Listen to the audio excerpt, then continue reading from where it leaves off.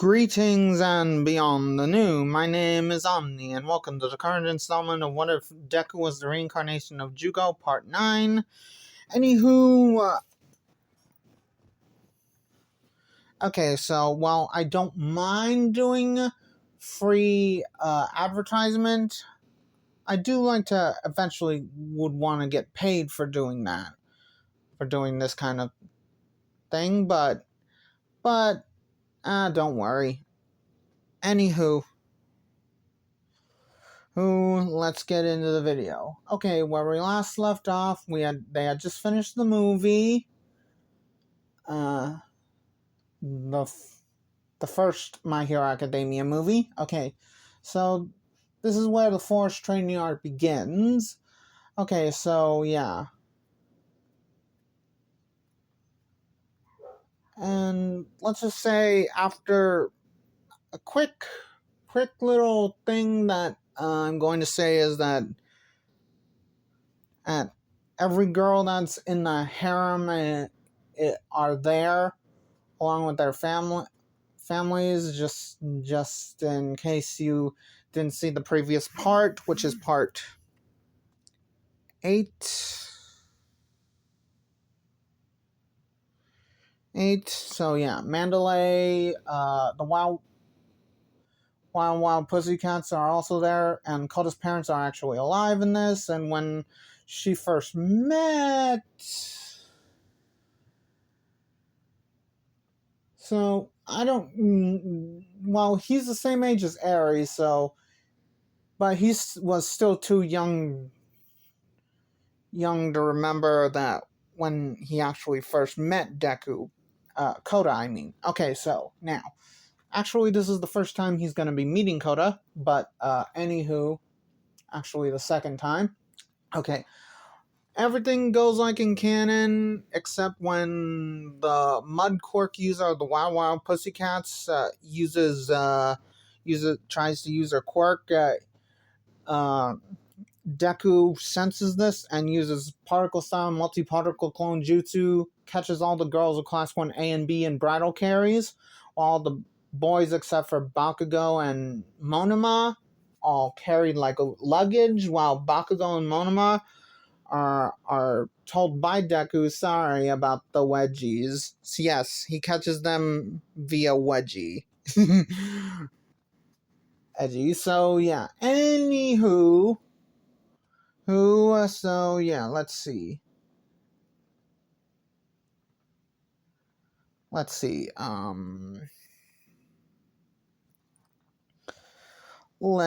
Okay. There. Monoma quickly copies Bakugo's quirk, and as they're about to attack Deku, as soon as he lets Grape Rush, Mineta, the pervert of the first pervert we see in My Hero Academia. Okay, let's see. He then after he puts him down, he immediately rushes off because he needs to use the bathroom. Okay, and then as Bakugo and Monoma are about to both use both of their palms to try to explode Deku for the wedgie. That's when they get crashed into by Grape Rush because he was tossed by one of the mud golems. And there are enough golems for each team that was formed during the sports festival to team up on, and then seeing that they're all evenly matched, the Wild Pussycat member with the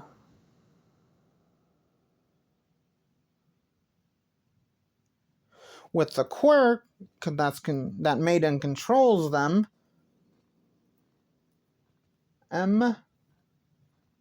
sends out 10 more mud golems. The Anavoice quirk user tries to talk to them, then before he can actually say anything, Deku says don't they're not they're not real creatures. They're just mud golems. That's when Deku uses Earth style Earth Golem jutsu to to uh to fight the extra ones, and then he also summons out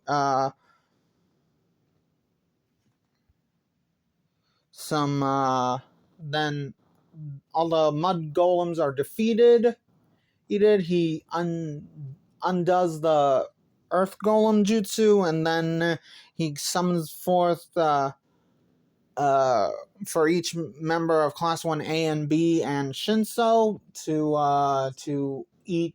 They each have a partner wood dragon jutsu construct. Okay, so yeah. Anywho, they'll make it at the time that the Wild Wild Pussycats said that they were supposed to meet up with them in canon. But that was only because the dragons helped them by giving them each backup when other mud golems would come around.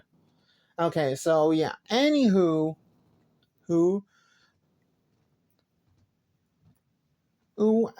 okay. Oh yeah, Area's also there, and when they were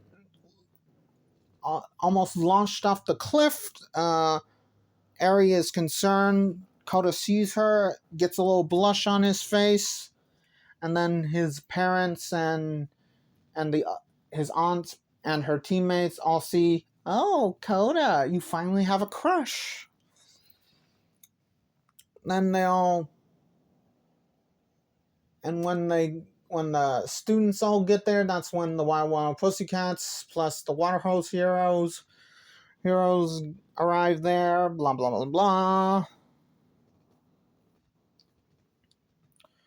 And while they were all getting there,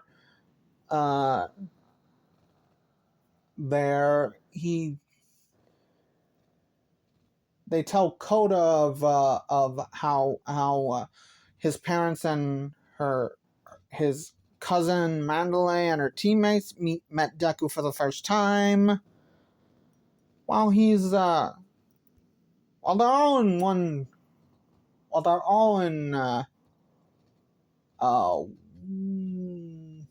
car.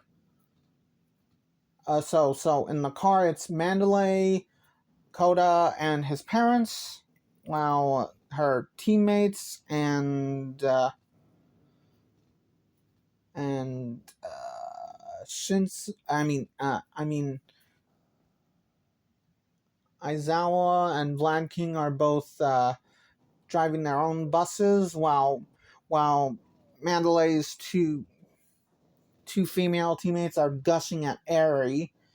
She's a little scared at this, but they try not to overdo it and just let her come to them.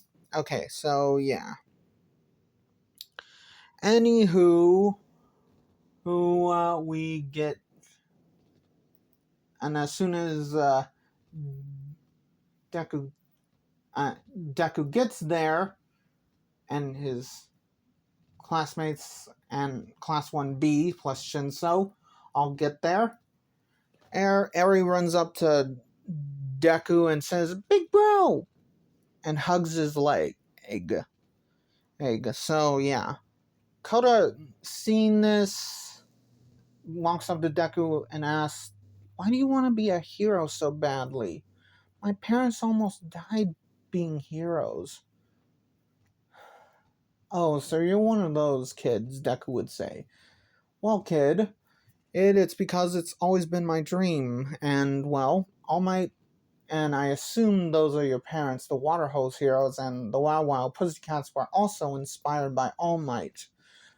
Right. While some heroes might do it for the fame, aim, and fortune, or one of the two, or both of them, I do it because I was inspired to make the world a better place."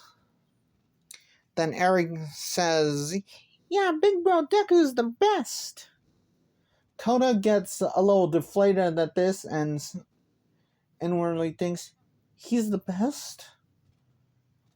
This gets him a little disheartened, and Midoriya and all the other members of Class 1A and B plus Shinso all see that Kota's got a crush on Eri. So then Deku grabs Kota and Eri and tells them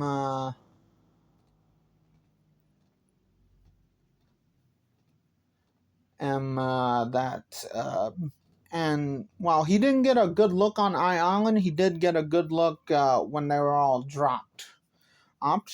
Okay, so yeah. Then, of course, so yeah. Anywho, the events go like in canon. Deku actually has the cooking skills that Sanji has when he's first introduced in One Piece. So, when he's aboard the Baratier. So yeah, anywho, the events of canon go like in canon, blah blah blah blah. Everyone's teamed up with their own teammates. While Deku is usually alone, he actually gets paired up with Shinso. And then as soon as the chaos starts happening, Shinso and him actually then meet up with with Dupla Arms Quirk user and the Rampaging Dark Shadow user. Deku uses Particle Style, Fire Style,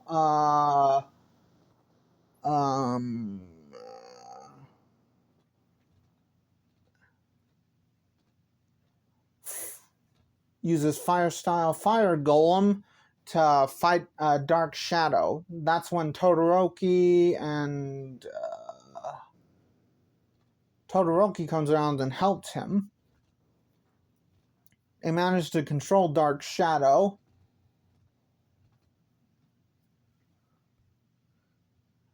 Although under control. Then, of course, everything goes like in canon from there. Blah, blah, blah, blah. Okay, Bakugo is still kidnapped along with Shinso. Deku was distracted by a couple of Omus, so he couldn't get to Bakugo and Shinso on time. So yeah, that's where the Force Training arc we skip. Everything goes like in canon all the way up to when let's see, so the Bakugo / Shinso retrieval team is the same like it is in canon, except let's see. Okay, so it's in canon it's Deku, Momo, Todoroki, Kaminari, Mari, and a reluctant Ida, but a couple of members of Class 1B actually join in. It's the Tetsu along with, let's see.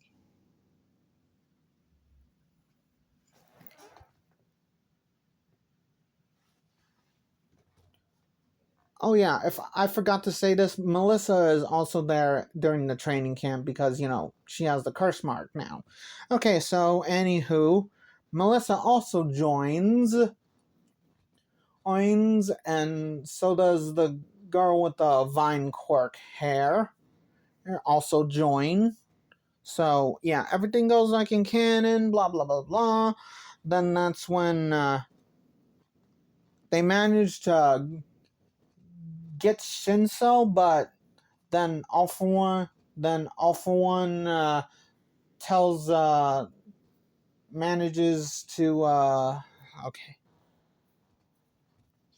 Yeah, they manage to rescue them. Then he tries. Then when the him versus All For One versus One For All begins, he teleports or it's Shinso and Akugo when he starts losing. So yeah, but don't worry, Deku put a Horatian seal on the both of them. Well, actually, yeah, on both of them. So yeah, then he teleports, grabbing the two, and but before he grabs the two, he uses particle style, all particle dragon bomb, shoots out a particle bomb, dragon bomb, um, loosening All For One's grip, grabbing Shinso and let's see, Bakugo. Oh, but don't worry, there's a distraction action because he's sensed him, so they used a combined long range attack. Oh wait, no, Todoroki uses flash freeze. Used to disorient All For One, and then after that, Deku manages to use jet propulsion in his arms to not only grab the two but get them both to safety. Safety? So yeah. Anywho, now that they're all safe, everything goes like in canon. All Might's revealed. Skinny form is revealed. And then then All Might says, "Well, this might be my true form." And the world is shocked by this. Then All Might tells the story of how he became this way, blah blah blah blah, and the story about that young boy with the brown skin jet propulsion quirk, which is actually known as the the the three. His quirk is called Three World Curse Mark, which means heaven, earth, and hell. I mean heaven, earth, and HELL. Hopefully that doesn't get, well. Anywho, manages to get that to appear, and then is told about how he has been given part of its power, and he tells them the three types, the earth, heaven, and then hell curse marks, which he has. And he also says that there's another one with the hell curse mark, and two with the heaven, and two with the earth curse marks. While the others aren't technically pro-heroes, no, actually. The other one, there's myself of the pro-heroes. There's me, and the newest, and the two newest heroes turned from villainy with I have the hell curse mark. The female has the heaven, while the other one has earth. And then he says their hero names, and they appear right then and there. That's when they all right away go into their stage 2 curse marks.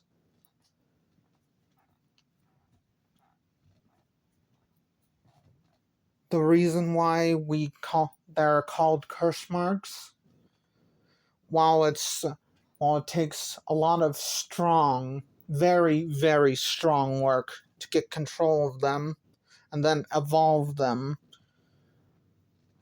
a curse is only a curse if you allow it to think of it as a curse. It can be a blessing as well. And then that's when they all charge All For One, Gentle using his quirk to throw ricochet shots at One For All to distract him, act him. And then that's when Labrava uses her quirk on Gentle to also make it so that he essentially makes enough pebbles to be as rubbery and elastic as super balls, along with Labrava's help, both in their stage 2 curse marks, giving All Might the opportunity to sneak up on All For One, and then using let's see, a suplex on All For One. That's when Gentle deactivates his quirk, and then the robber switches her quirk to him, and him. That's when, and as All For One is about to break out of the hold, Gentle comes around with a love empowered powered fist to right to shatter and his mask to so where you can see just the upper part of his face. It's above his nose. So yeah. Anywho, that's when Gentle and All Might start double teaming him. Shigaraki then tries to help them, but that's when let's see. That's when let's see. Third rated hero, the one with the fiber quirk, and I mean clothes fiber quirk. Eric comes around and captures him in the League of Villains. Then All For One manages to launch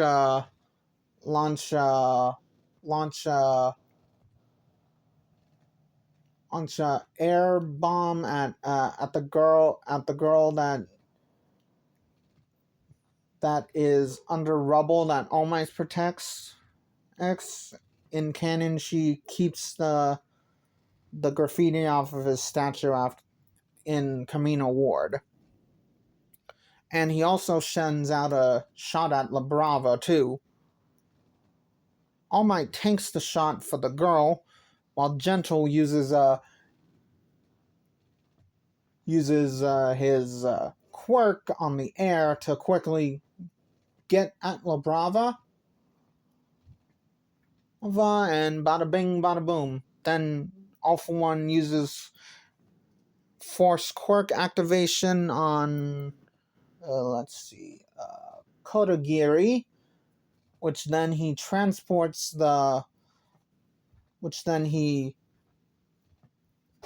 the League of Villains into the portal. Then that's when let's see. Oh yeah.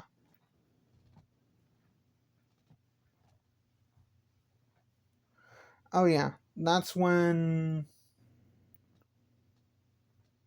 All For One is bombarded by the number 3, number 2, 4, 5, 6, 7, and 8 heroes, along with, of course, All Might and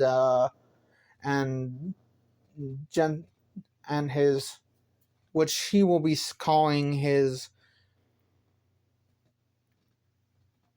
sibling students in the ways of the curse arc. They managed to defeat All For One,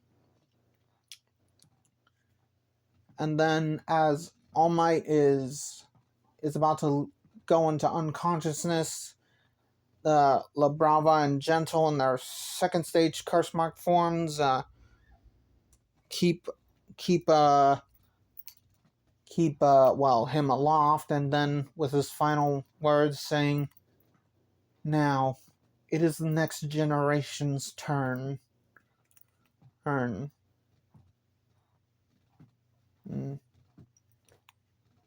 And I do believe in you, young Midoriya, and you will lead the next generation of hero students to a bright future and help rid the world of evils as like all for one. Okay, and before he is carted away, the news media stops the broadcast, and All for One tells All Might that Tomura Shigaraki is Nana Shimura's grandson. So yeah, bada bing, bada boom. Everything goes like in canon. Blah blah blah blah. Okay. Well, I might be doing these out of order. This is my canon. Okay. So yeah. Anywho, now we go right into. Okay. Okay. So. Okay. Now we. Okay. Okay. Already did the final exams. And so yeah. Anywho. Okay, those going well. I've covered those. If I haven't, then whatever. Yeah, I have covered those. Okay, so yeah, now we go into the. Let's see. The second movie. V. Okay, everything. Oh wait, no, already covered that. Man, I hate when I get brain toots. It's okay, so yeah, anywho, now we actually go into the third movie, the one with a copy of All for One's quirk as the villain. Okay, so yeah, everything goes like in canon, yada yada yada, yada yada yada. But then when the first time Nine it fights Deku, he manages to fling Nine away. He also rescues the two little kids that are on the island, and everything goes like in canon. Then when the fight between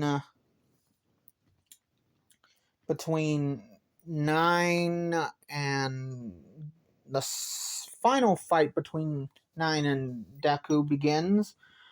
Okay, so let's see. Okay.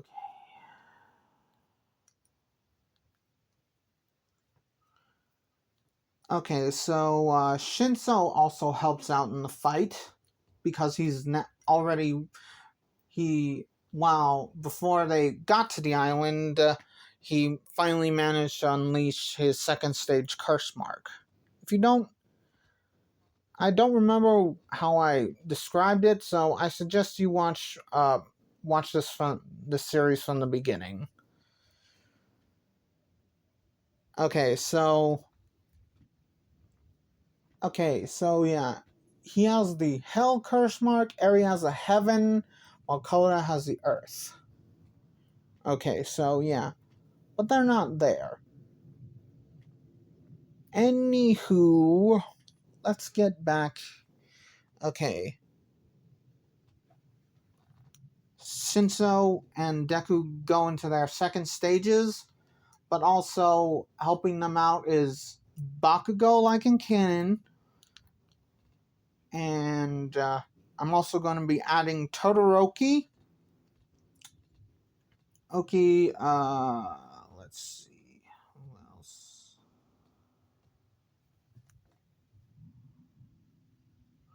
The guy with the air barrier quirk from Class 1B, and the the hairy guy with the glasses. That's this from Class 1B fighting 9. While the two of them focus on long range, the Bakugo and Deku and Todoroki, they all focus on the close range. Well, Deku and Bakugo focus on the close range, while he focus on the mid range. Okay, so yeah. As the battle begins, the air quirk user is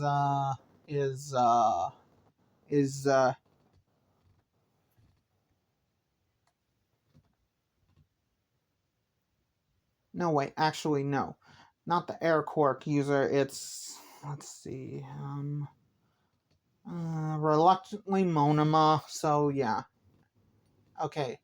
Oh yeah, almost forgot. Okay, so, oh yeah, it's Shinso, Deku, and Bakugo focusing on the close range, while actually they all focus on the close range. So Bakugo, Deku, Todoroki, the guy with the sunglasses,